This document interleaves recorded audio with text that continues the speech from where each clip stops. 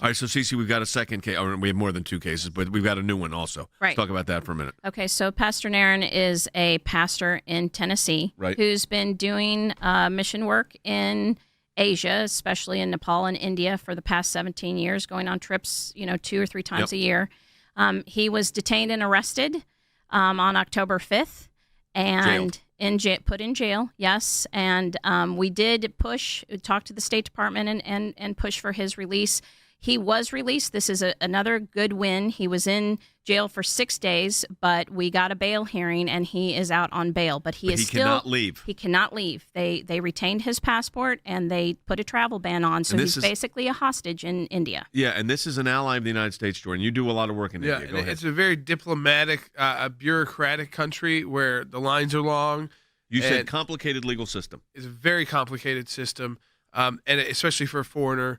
And once you get caught up in it, be complicated. I'm excited that we were able to figure out at the ACLJ, working with the State Department, getting him out of prison in 6 days. Like, nothing happens there in 6 days. And this is nothing nasty about India. It's just a growing, expanding country that's trying to deal with its population. Its bureaucracy is huge. The paperwork amount is huge. So that is a big victory. Don't underscore that too much. I mean, it's a big victory to get that done very quickly in Indian terms, because I would tell you things take a long time there bureaucratically. It is highly complicated. The documentation that you need, even if you've been traveling there a long time, made many trips there before. My wife has a nonprofit that works in India, so we've had to go through all these steps about how to set up all these. You're the one who said it in our pre-briefing. You said a complicated legal system. So, Andy, it's supposed to be based on English common law. Yes. But it's a bureaucratic nightmare. This is the inheritance of the Raj, I think. This is what the British left them in 1947 when they gained independence, and it hasn't gotten any easier to get through the red tape in India than it was when the British were running it as an independent colony. No, because, common law and this unwritten law, when you have 1.4 billion people in your country, doesn't really work real clearly. It's because the law is not ever clear.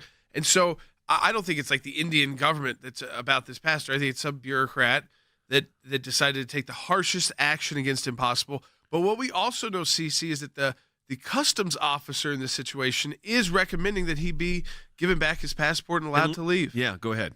Yeah, that the customs officer in New Delhi, which is the one that actually then ordered his arrest in Bagdogra, the customs officer cleared him and said he was free to go, and then called ahead to Bagdogra to be arrested as he stepped off the plane. So he was being set up. Yes. Okay, so it was a setup. Okay, now, so the State Department is involved? Yes. I will tell you that I met with the Vice President.